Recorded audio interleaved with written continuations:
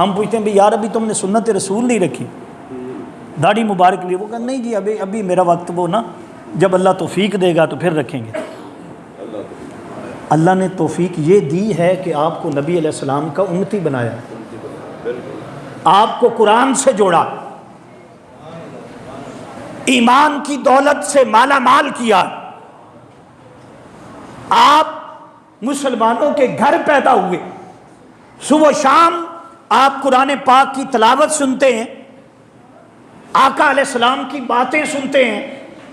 آقا علیہ السلام کے ذکر پاک سے دلوں کو منور کرتے ہیں، تو یہ ساری توفیقات میں شامل ہے۔ یہ کیا ہے توفیقات میں؟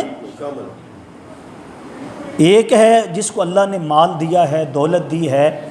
بھئی وہ بھی ابھی کہتا نہیں جی ابھی بلاوا نہیں آیا، وہ بلاوا پتہ نہیں کس طرح کا ہوتا ہے، اس طرح کا کوئی بلاوا نہیں ہوتا کہ پولیس والے آئیں گے۔ اللہ